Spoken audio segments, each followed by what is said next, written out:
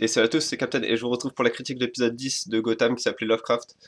Donc qui est l'épisode de mi-saison de Gotham. Donc mi-saison, si vous n'êtes pas au courant, c'est qu'un épisode où les scénaristes et producteurs, etc. lancent vraiment tout ce qu'ils ont au niveau de l'intrigue pour nous faire patienter jusqu'au prochain épisode. Donc en l'occurrence l'épisode 11 pour que cette attente soit tellement comment dire, tellement interminable on se jette vraiment sur l'épisode 11. Euh, En termes d'épisodes, c'est difficile en fait à décrire parce que en tant que mi-saison, c'est pas un très bon épisode, c'est pas un épisode qui va me faire vraiment attendre l'épisode 11. Parce que justement, ça finit peut-être pas sur un cliffhanger, c'est peut-être ça le problème, ça finit sur une. C'est comme si, encore une fois, c'est comme si c'était une mi-saison.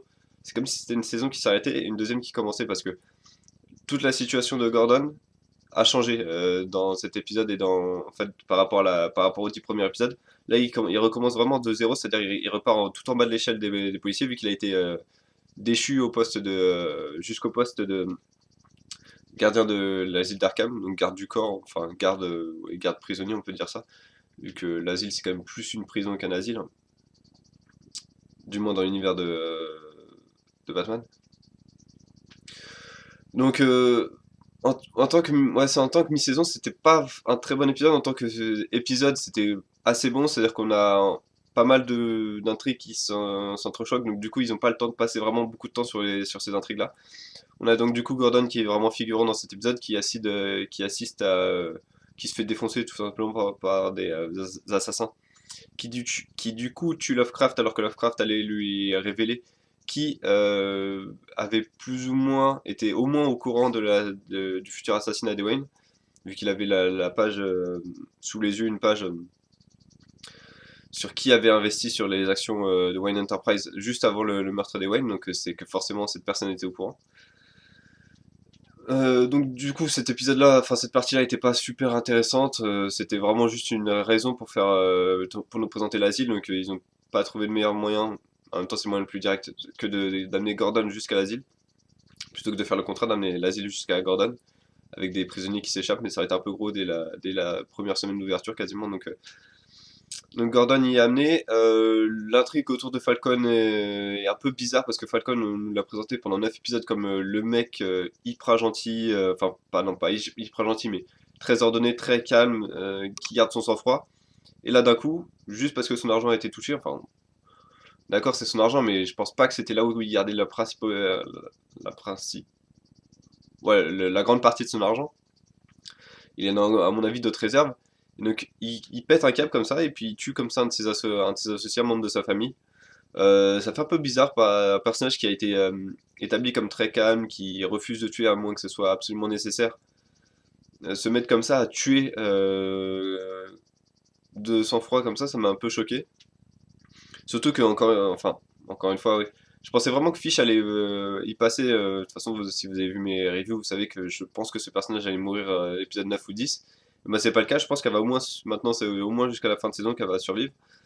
Mais le truc, c'est qu'encore une fois, dans cet épisode, elle a pas servi à grand chose. Je veux dire, elle est juste un intermédiaire entre deux intrigues qui se rejoignent. C'est-à-dire que là, c'est Alfred, qui est d'ailleurs un meilleur policier que tous les policiers, qui l'a questionné pour savoir où se trouvait Bruce Wayne et Selina Kyle, et comme par hasard, elle le savait. Ce personnage, le truc c'est que je comprends pas à quoi ça va servir de la faire. Enfin, est-ce qu'elle va rester intermédiaire jusqu'à la fin de la saison? Enfin, ça sera vraiment pas passionnant de voir ça, quoi. Donc, ouais, encore une fois, de ce côté-là, c'était pas terrible. La meilleure partie de cet épisode, on va pas se mentir, de toute façon, c'était entre Alfred et Alfred qui poursuit les assassins qui poursuivent eux-mêmes Sinaka et Bruce Wayne. Donc ça nous a permis de découvrir plusieurs choses. Alfred est le premier super-héros introduit par Gotham. Enfin, c'est limite le mec, dans les interrogatoires, il sait exactement sur quel point toucher ceux qui l'interrogent. Donc avec Fish, c'était son honneur ou je sais pas quoi, enfin bref. Sa compassion, ouais. Et avec le petit voyou des Russes, c'est l'argent. Alfred sait se battre, il sait s'occuper de 3 ou 4 assassins en même temps sans aucun problème. Et même avec une blessure, même avec une balle dans l'épaule, il continue à se battre comme si de rien n'était. Donc ça c'était assez sympa de voir ça, de voir ce côté d'Alfred, même si le fait qu'il gueule, franchement, des fois ça me perturbe vraiment de voir Alfred comme ça s'énerver. Là c'était pas près Bruce Wayne, mais de voir Alfred gueuler comme ça me surprend. Et bon, après tout, c'est une réécriture du mythe de Batman et de ses personnages, mais c'est un peu bizarre quand même. Durant les derniers épisodes, je commençais un peu à apprécier cette nouvelle, enfin cet Alfred, mais là encore une fois, j'ai l'impression qu'on est revenu à l'épisode 1 ou 2 et que c'était le même Alfred, quoi, le violent, le sanguin, etc. Alors que c'est pas du tout ça ce personnage. Enfin, en tout cas, comment, la façon dont je le ressens. Et de l'autre côté, on avait donc Selina Kyle et Bruce Wayne enfin, en fait, c'était juste qu'ils essayaient d'échapper aux assassins, mais c'était plus une façon pour Selina et pour Bruce Wayne, enfin plus pour Bruce Wayne de découvrir l'underground de Gotham, donc ces marchés noirs, ces commerces de rue entre voyous, etc.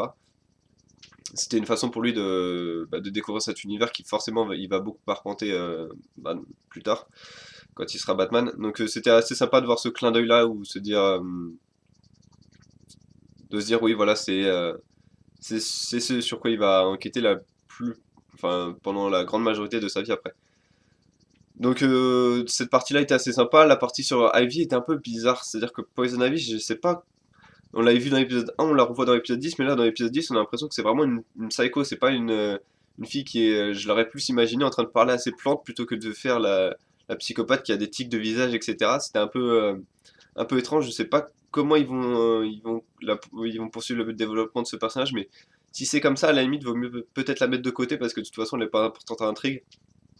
Donc ça serait peut-être préférable de la mettre de côté, oui, et de poursuivre tout simplement sur Selina Kyle et Bruce Wayne qui, pour le coup, eux, représentent bien, j'aime bien le jeu des acteurs qui représentent bien, ils ont cette complicité que peuvent avoir Catwoman et Batman, et les deux acteurs arrivent à jouer comme ça entre eux, et ça rend bien, je trouve, à l'écran. Donc en termes d'épisode, c'est dur, c'est difficile à noter parce que pour une mi-saison, c'est pas un très bon épisode. Ça nous laisse pas vraiment attendre impatiemment l'épisode 11. Moi, l'épisode 11, je vais juste l'attendre patiemment, quoi. Là, j'ai pas de grande théorie, on n'a pas d'éléments, en fait, c'est ça qui manque, on n'a pas d'éléments pour dresser des théories, etc. Donc ça, c'est un peu dommage, j'aurais préféré voir un nom, par exemple, sur la fiche que montrait Lovecraft, ou au moins un bout de nom, un bout de, je sais pas, d'adresse, etc., pour qu'on commence vraiment à avoir une théorie.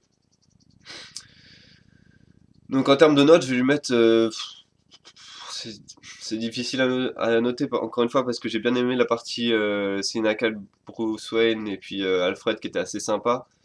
La partie Mafia, Gordon, etc. était pas terrible, donc je vais mettre ouais, 6,5 sur 10 parce que c'était pas l'épisode que j'attendais en tant que mi-saison. Après l'épisode 9, j'avais dit que l'épisode 10 allait être bien meilleur. Au final, non, c'est pas tellement le cas. Pas grand chose à retenir de cet épisode. Ils nous font miroiter le meurtre des Wayne, mais sans nous montrer aucun élément qui pourrait nous faire vraiment dresser des théories pour encore plus nous surprendre après. Donc voilà, c'était un peu dommage.